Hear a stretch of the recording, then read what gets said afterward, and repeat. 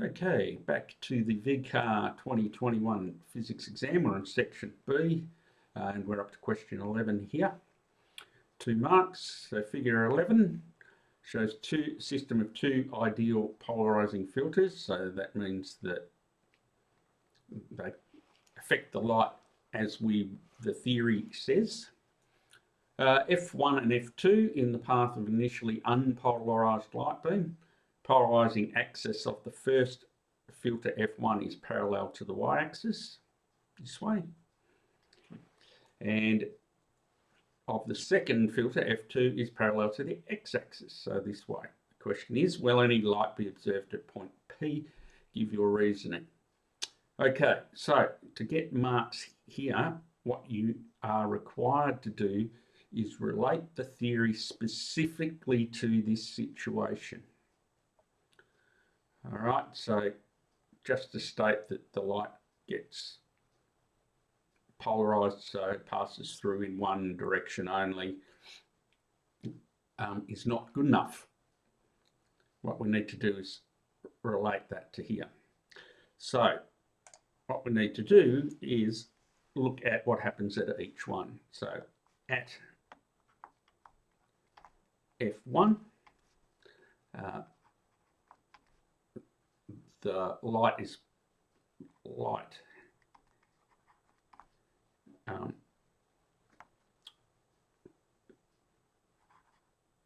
parallel to the y-axis.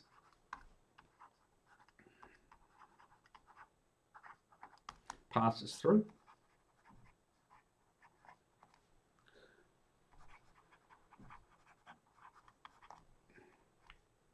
All other light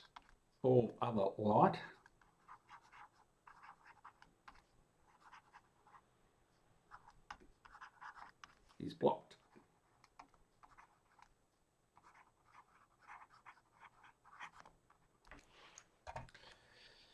Now, then you need to say, okay, so that's specifically at that F1, what happens there.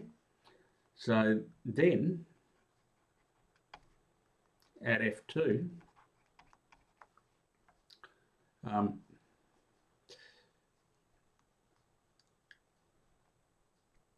the remaining light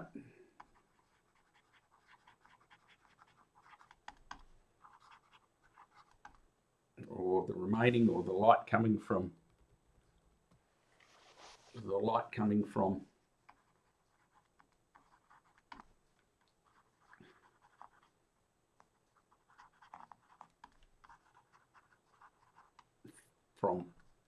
F1 is blocked.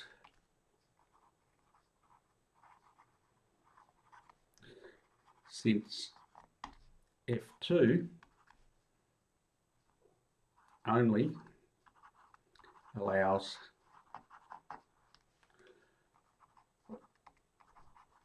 light parallel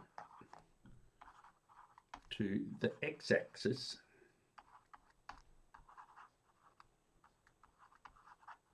pass.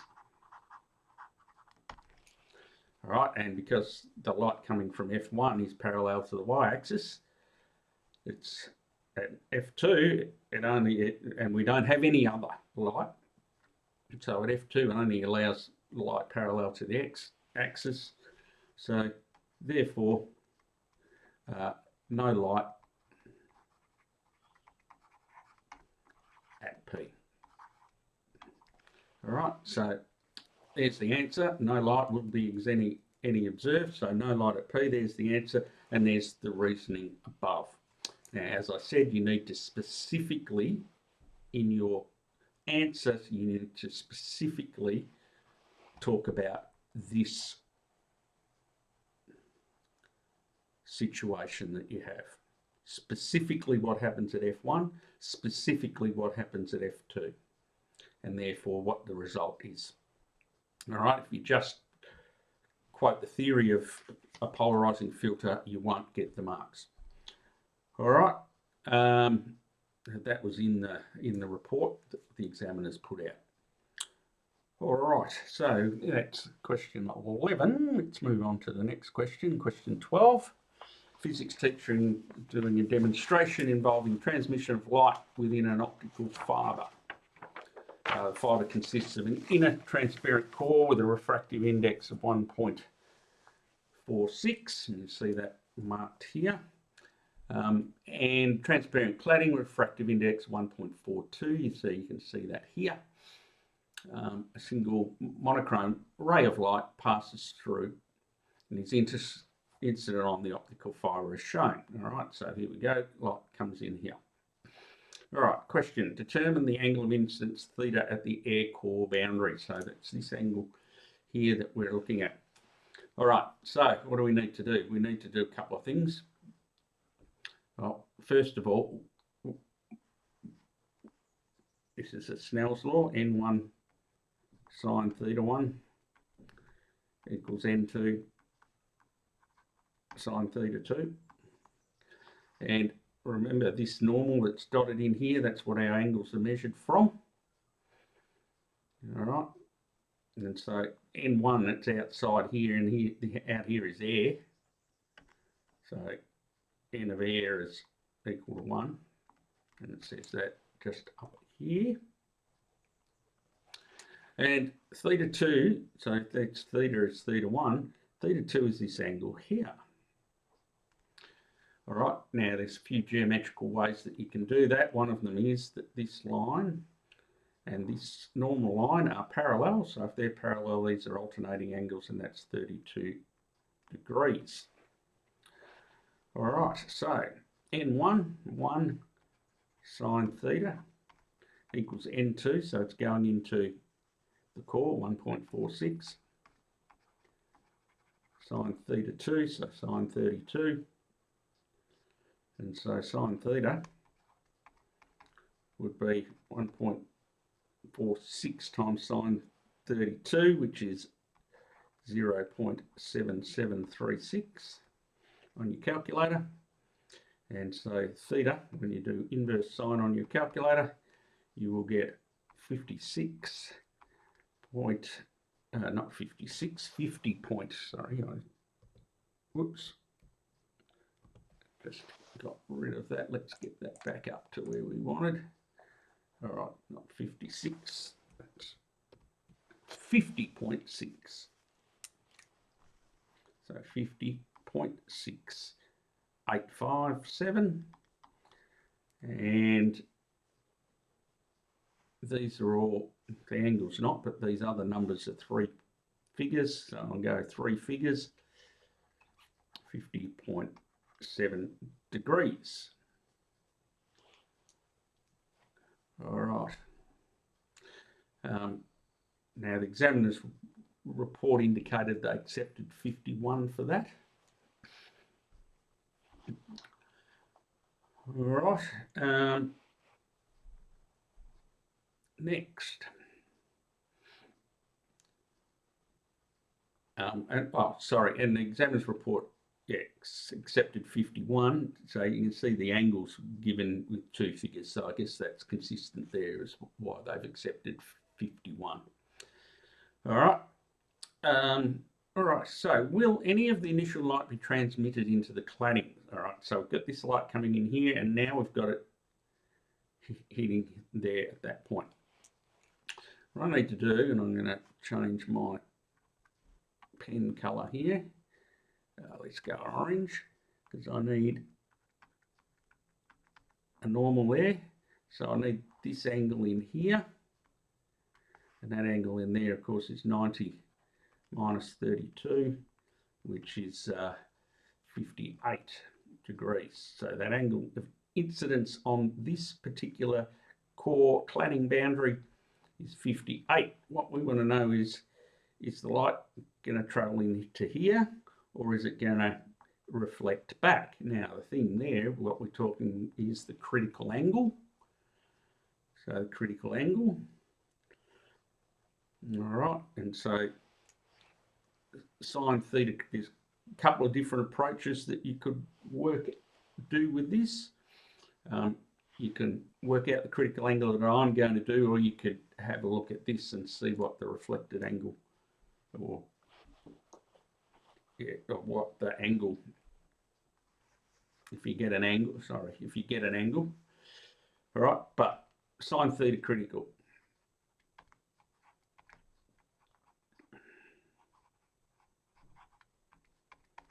equals N2 on N1. Now N2 is on N1. So, all right, it's first in the core, so that's N1. Its second is the cladding, that's that, 1.42. All right, so we've got sine theta critical then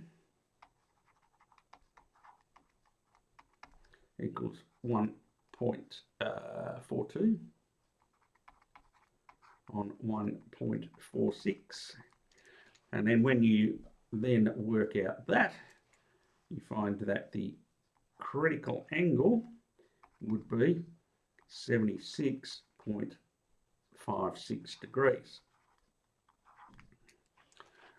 Now, our angle of incidence that we've got, that I worked out before, was 58. Now our angle of incidence of 58 is less than the critical angle. So because it's less than the critical angle, you will not get total internal reflection. You'll get some refraction occurring. All right, so the angle of incidence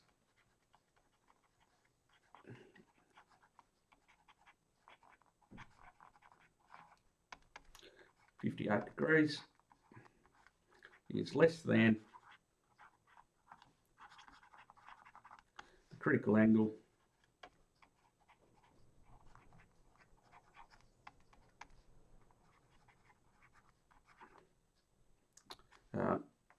so light passes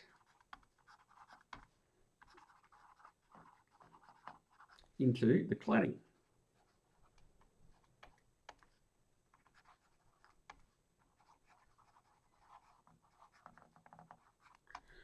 All right.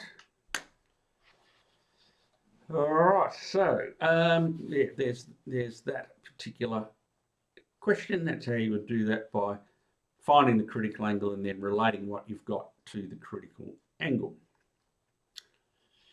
All right.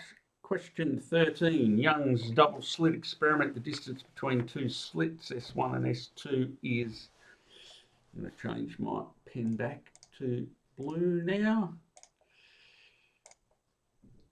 There we are. Is 2 millimeters. The slits are 1 meter from the screen. An interference pattern is observed as shown. Shows the central maximum of the observed pattern. If a laser of wavelength 620 nanometers is used to illuminate, what would the distance between two successive dark bands show you're working? All right, so what we need for this is the following formula, and it's on the formula sheet.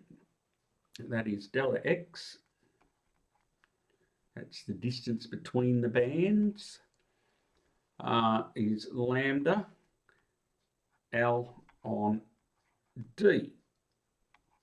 And lambda is our wavelength, 620 nanometers, nano 10 to the minus 9. Now, if you forget what those are, they are also on the formula sheet.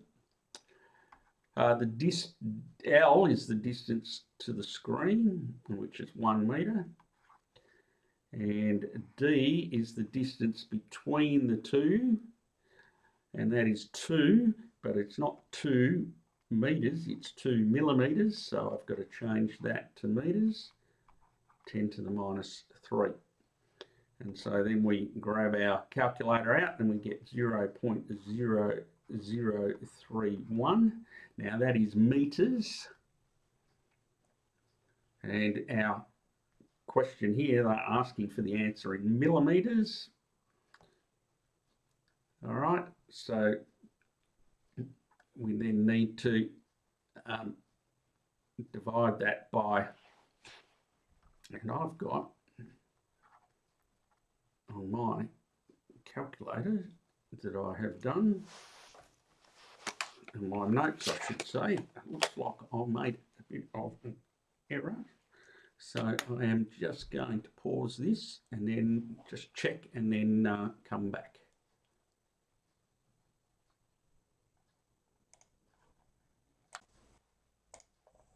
Okay, so I had made an error in my notes, and error I made, I've left out a 0 there. So when we do divide by 1,000, it's 0.31 of a millimetre. All right, just make sure I do that. Fix that up on my notes. There we go. All right, sorry about that. All right, so next, explain how this experiment supports the wave model of light. All right, so again, this is a situation where we need to specifically relate the theory to that. So what we need to do is the wave model of light. So it's about waves. So waves are diffracted at each slit.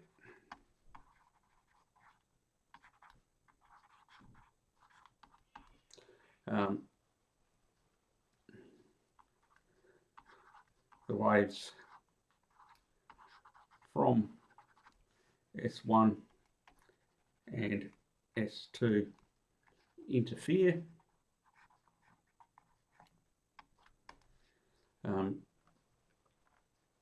At the screen.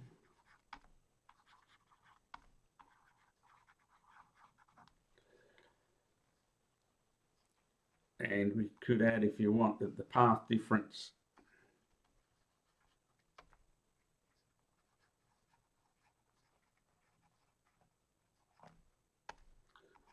of whole wavelengths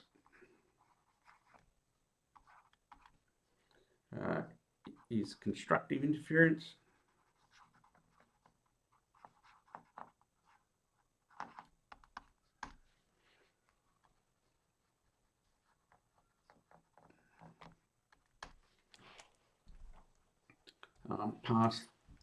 Path difference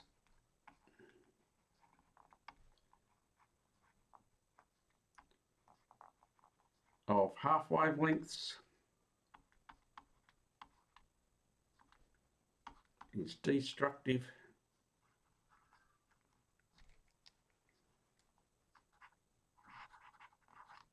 interference.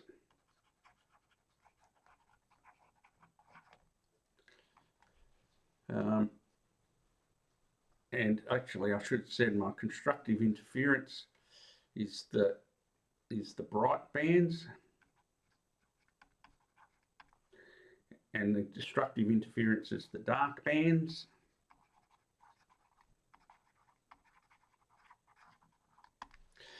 And the next thing we need to say is interference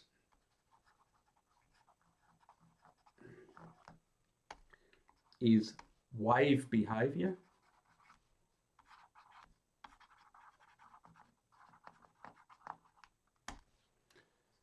All right, thus supports the wave model.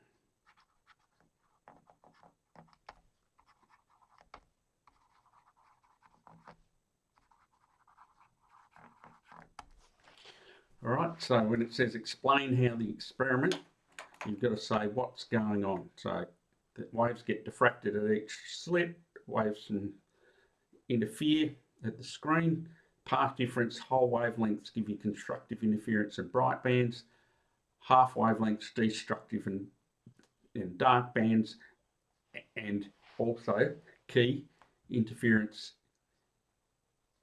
is wave behaviour. Thus the wave model supported. All right. All right, so you've got to, basically you've got to say that interference is occurring and that interference is a wave behaviour. All right, but as always, you should check with your teacher, get their opinion. Look also at the reports the examiners put out. All right, so again, you've got to relate specifically to this diagram or this situation that you've been given. All right, we want to do one more question in this video. So let's have a look. Question 14, a distant fire truck travelling at 20 metres per second to a fire has its siren emitting a constant frequency of 500 hertz. Chris is standing on the edge of the road. Assume the fire truck is travelling towards him, approaches directly as it approaches and directly away from him as it passes. All right, so at the moment it's going towards him. All right, so as it goes towards him, it's coming towards him at 20 metres per second. What that's going to do is it's going to push the wave fronts together.